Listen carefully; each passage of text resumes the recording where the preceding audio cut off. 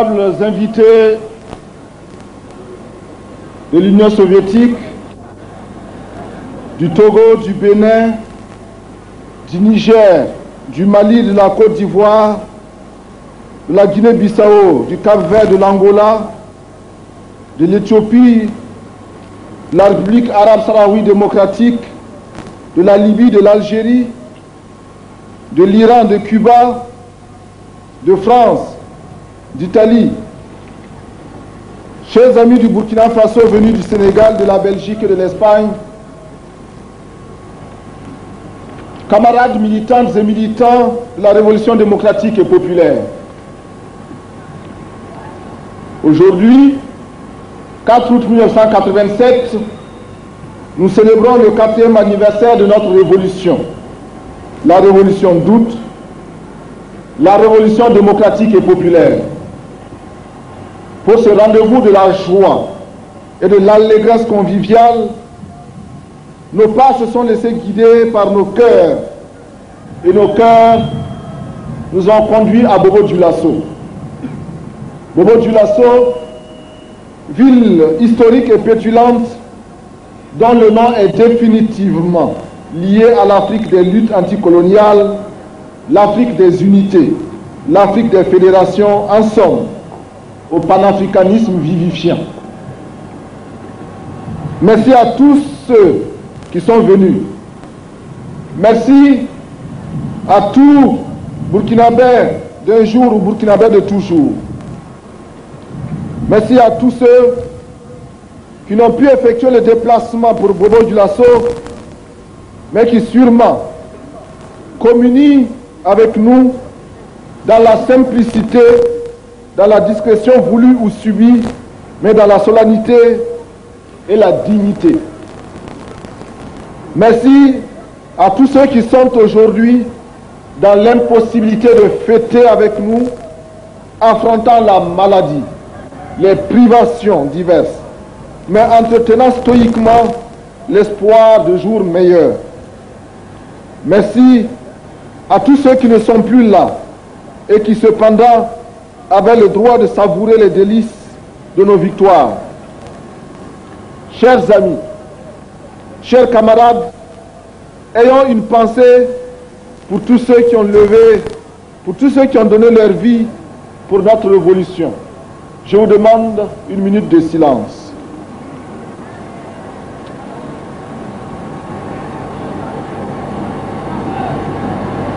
Je vous remercie.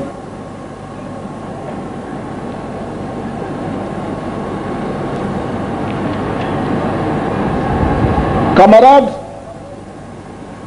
le 4e anniversaire de notre révolution est placé sous le signe de notre dynamique et prometteuse paysannerie. La paysannerie, la communauté de ceux qui résolvent pour tous, quotidiennement et concrètement, la question concrète de la nourriture. Oui, c'est cette paysannerie qui sort des limbes moyenâgeuses, de l'arriération, qui dans des conditions précaires réalise tant bien que mal chaque année ce pari. Cette paysannerie, notre paysannerie, est la fraction la plus importante de notre peuple. C'est cette fraction qui a subi et continue de subir avec le plus d'intensité l'exploitation des vestiges des forces du type féodal et de l'impérialisme. C'est cette fraction qui a le plus souffert des maux dont nous avons hérité de la société néocoloniale. L'analphabétisme, l'obscurantisme, la paupérisation, les brimades diverses, les maladies endémiques, la famine, etc. Ce n'est donc pas une surprise si notre paysannerie est aujourd'hui une force désireuse de transformation. Désireuse de transformation révolutionnaire, car seule la révolution, en renversant l'ordre ancien, peut satisfaire les aspirations légitimes de la paysannerie. Pour répondre à ce désir légitime et mobiliser toutes ces énergies disponibles, la révolution démocratique et populaire a fait de cette paysannerie une force politique organisée en créant l'Union nationale des paysans du Burkina. Cette force politique doit se placer sur l'axe du renforcement du processus révolutionnaire en donnant naissance à un engagement conscient dans la révolution au niveau de chaque paysan pauvre. Au cours de l'année écoulée, beaucoup d'initiatives heureuses ont été développées dans le sens de l'accomplissement de cette tâche. Cette tâche, dont l'importance et la complexité sont grandes, va nécessiter que nous y revenions à une autre occasion au cours de l'an 5 de notre révolution pour la définir plus amplement et plus profondément. La célébration de l'an 4 sous le thème de la paysannerie doit marquer le départ pour un paysan de type nouveau, correspondant à la société nouvelle en cours d'édification. Il ne s'agit pas pour nous de célébrer le type de paysan arriéré, résigné, naïf, soumis à l'obscurantisme et conservateur en souché. Il s'agit de célébrer la naissance du paysan nouveau, responsable et responsabilisé, un homme qui s'ouvre au futur en s'armant de technologies nouvelles.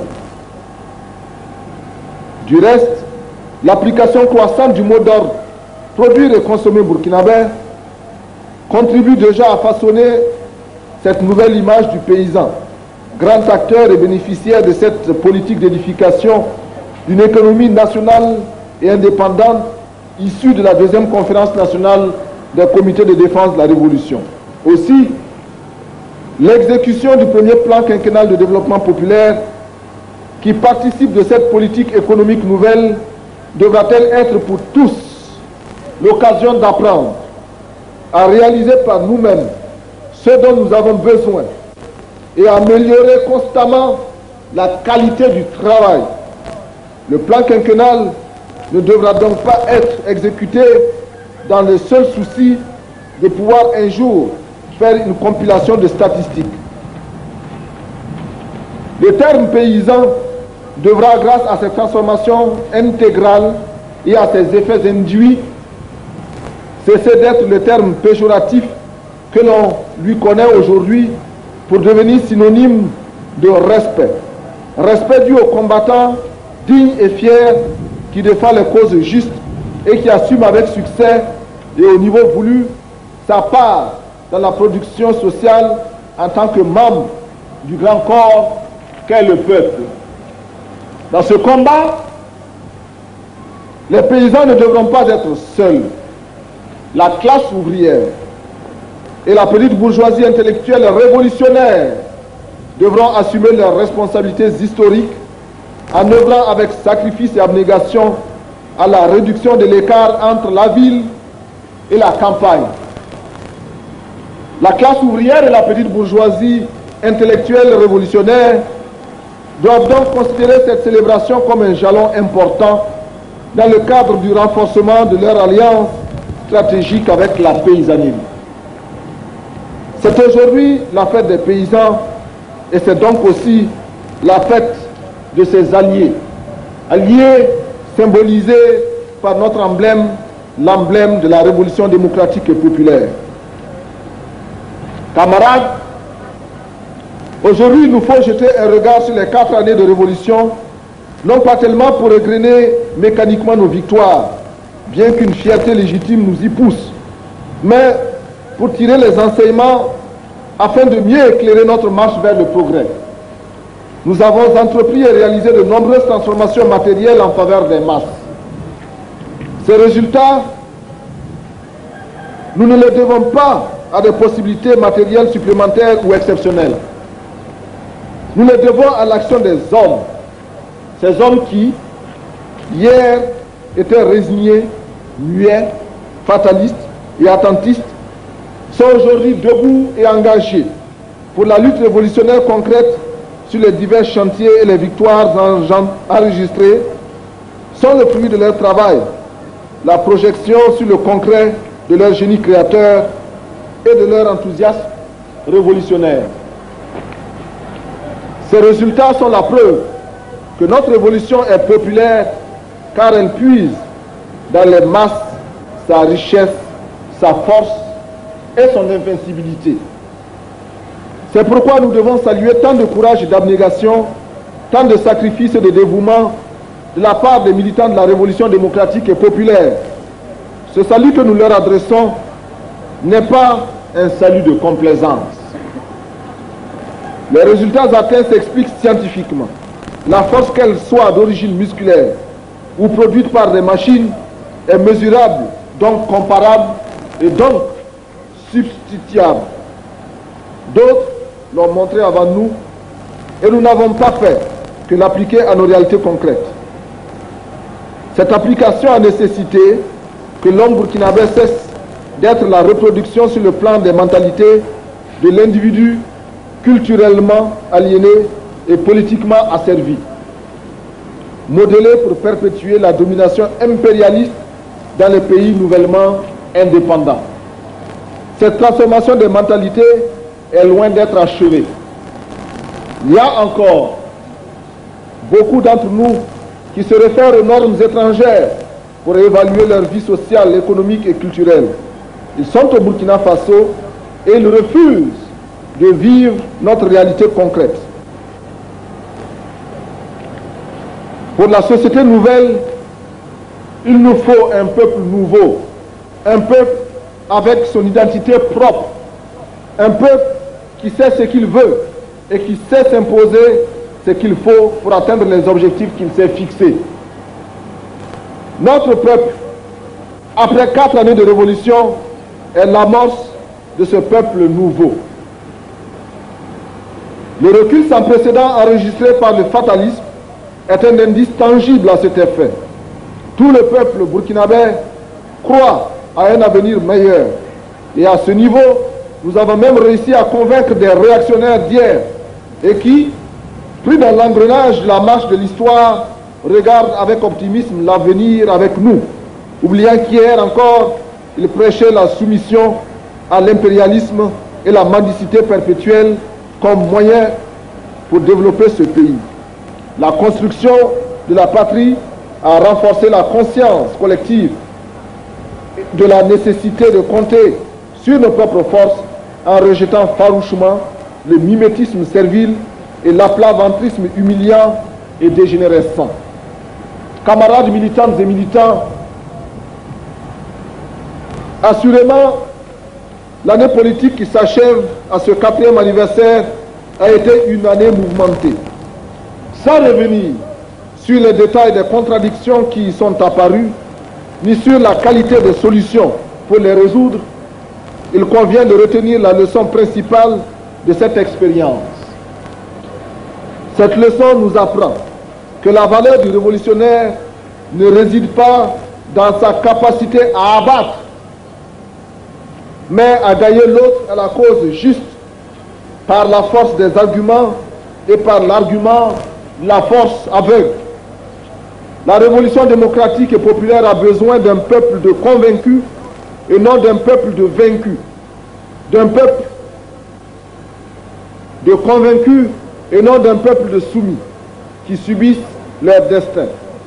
Depuis le 4 août 1983, le Burkina Faso révolutionnaire s'est imposé sur la scène africaine et internationale, surtout et avant tout, grâce au génie intellectuel, aux vertus morales et humaines des dirigeants et des masses organisées. Nous avons vaincu des adversités et des animosités sordides, solides et armés jusqu'aux dents. Nous avons su être fermes dans la défense des principes, sans jamais céder à la rage. Nous nous sommes défendus sans haine, dans le respect de la dignité des autres, parce que la dignité est une valeur sacrée au Burkina. L'essentiel pour nous aujourd'hui est de retenir ces diverses formes d'adversité et d'en tirer les leçons pour nous fortifier, car les combats à venir seront certainement plus durs et plus complexes. Durant les 4 ans de révolution, nous n'avons en effet cessé d'affronter la réaction et l'impérialisme. Les complots les plus sordides ont été ourdis pour nuire à notre action, ou pire, pour renverser notre révolution. L'impérialisme et la réaction sont et restent farouchement opposés aux transformations révolutionnaires qui s'opèrent chaque jour dans notre pays et remettent en cause leurs intérêts.